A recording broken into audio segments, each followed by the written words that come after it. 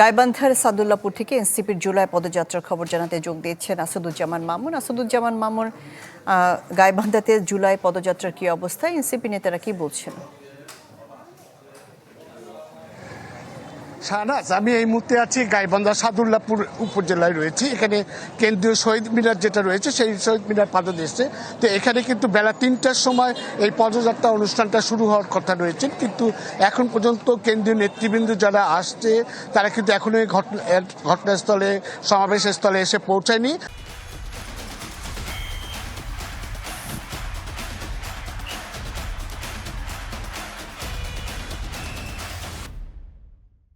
আমি যেটা জানতে পেরেছি, তারা সৈয়দপুর থেকে, ঢাকা থেকে বিমানযোগে সৈয়দপুরে এসেছেন এবং সৈয়দপুর থেকে তারা বাই রোডে আপনার পীরগঞ্জে রয়েছে, সেখানে আবু সাইদের কবর জিয়ারত করার পরে কিন্তু তারা প্রতিমধ্যে আসছেন। কিছুক্ষণের মধ্যে এই সমাবেশের স্থলে, পদযাত্রা স্থলে এসে পৌঁছাবে।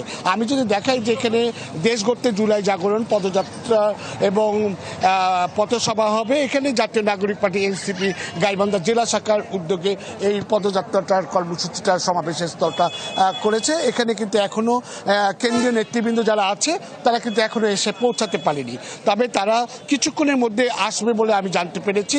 তারা প্রতিমধ্যে রয়েছে এখানে পীরগঞ্জে যে শহীদ আবু সাইদ রয়েছে তার কবর জিয়ারত করেছে প্রথমে, তারপরে কিন্তু তারা এসে পৌঁছাবে। এখানে যেটা আমি আপনাকে জানাতে চাই যে এনসিপি নেতা নাহিদ ইসলাম রয়েছে, সাজ্জিস আলম রয়েছে, নাসিরউদ্দিন পাটোয়ারি রয়েছে এবং হাসনাত আবদুল্লাহ সহ এখানে কিন্তু এসে পৌঁছাবে।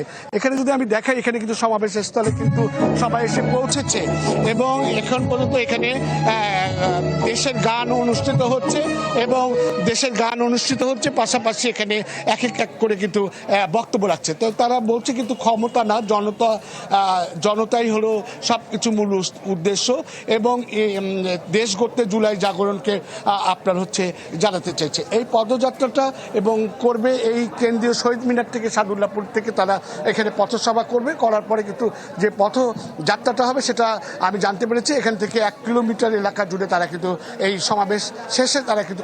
আসাদুজ্জামান মামুন গাইবান্ধার সাদুল্লাপুর থেকে এনসিপির জুলাই পদযাত্রা নিয়ে জানাচ্ছিলেন আসাদুজ্জামান মামুন।